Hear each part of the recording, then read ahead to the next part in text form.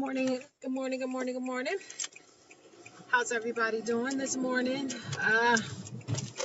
Me, I'm over it. I am so over this Philadelphia weather, this cold weather, this nor'easters that keep blowing in, and oh, just the cold. I'm over it. I'm ready for some spring weather, ready for some warm weather, ready to get out and make some things happen. I'm so tired of the cold, but anyway, aside from the cold, because it's freezing here in Pennsylvania. I don't know where you guys are and what your weather is like, but they are calling for another nor'easter. That would be 3 back-to-back nor'easters. I ain't got time. But anyway, I'm coming on this morning again to discuss the practice question that I posted earlier today. And this was an exciting one for me for a couple of reasons. One, because one of the things that I talk about a lot is the helping process and understanding that helping process. So this question for me was one that pretty much geared toward understanding the helping process and knowing the steps related to the helping process and being able to answer this question. So that's what I'm going to talk about this morning briefly. So the question that I posted this morning, it asked, if you are assisting a family with a therapeutic objective and you have already helped them set their goals and action plan, what is the next step that should be taken in this process? Of course, they gave us 4 choices. Choice A was recommend resources. Choice B was define their problem. Choice C, initiate the use of resources, and choice D is monitor the family success. Now, the reason why this question here was so exciting for me, because again, it's about understanding the process. It's about understanding what comes first, next, and last, right? And a lot of the questions that the ASWB gives us is about first, next, last, most, and best, right? And so in order for us to be able to answer those questions, we need to understand the intricate parts and the intricate details of specific skills and strategies, okay, as social workers, not as test takers. So this is about a particular skill and strategy as a social worker. As social workers, we get out there on the battlefield every single day, and we're assisting and helping and advocating and educating people all day long. That's what we do. Regardless of the area of social work you practice, you'll find yourself in a position where you're helping someone, and thus the name, the helping process. We could call it the social work process or the helping process. So moving right along, right? Now, one of the skills and the strategies that we do need to take into the exam with us is being able to carefully read the question, focus on what they're asking us specifically, and stay focused on the question only. Do not bring your experience into the test taking center to try and answer these questions, because the moment you do that, anxiety is going to set in.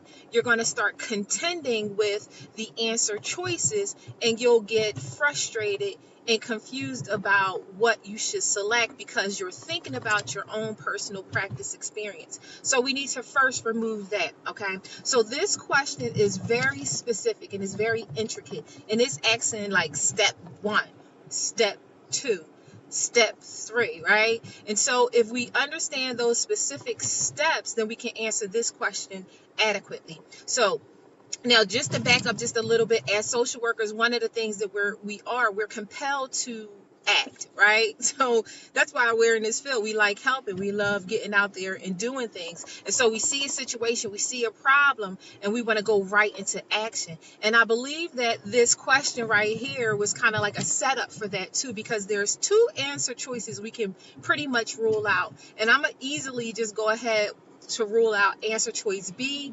and I'm going to rule out answer choice D, because neither one of those are related to the situation or related to the problem. We already know that the problem has been defined, because they're creating treatment goals. So they've already defined the problem, so we can rule out B.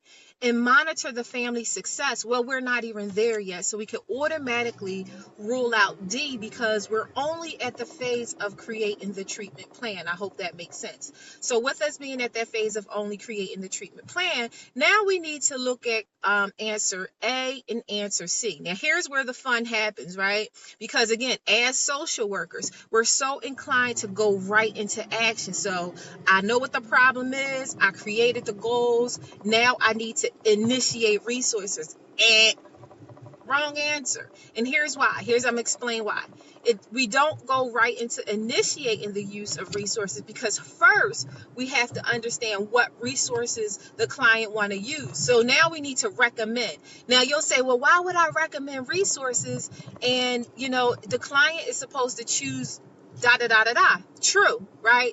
Now the client is in your office and the client is coming to you because the client need help and support. So if the client was able to figure out those resources or identify what it is that he or she needed on his or her own, they wouldn't have been into your office. So what you do is you recommend some resources and allow the client then to choose from what has been presented to them. So now we're going to recommend some resources. Client says, you know what?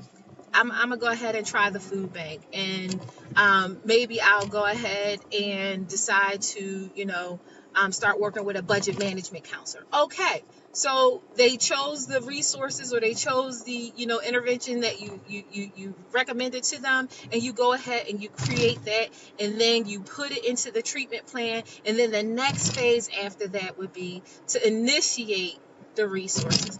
I hope that makes sense. I'm really excited about this one because I really drive home the helping process. I will be doing a short webinar, a 1-hour webinar on the helping process on March 31st at 3 p.m. Eastern Standard Time. That's my time, 3 p.m. Eastern Standard Time. If any of you are interested, you could go ahead to my webpage and register, or just select yes, you'll like to attend, and I can send you the link to register. It's only $7.99, so we'll be talking a little bit more about the helping process and breaking that down a little bit more, and hopefully I can give you a little bit more understanding. I hope this was helpful. If it was, please give me some feedback, guys, because your feedback helps. Your feedbacks help me in knowing what it is that I need to do to help deliver information to you and make it beneficial. Have a great day on purpose, and I will be talking to you soon. Bye. Hi, Sonia. Thank you for joining in. It's good to see you. It's good to see your text. How about that? Have a great day, Sonia. I'll talk to you soon. Bye for now.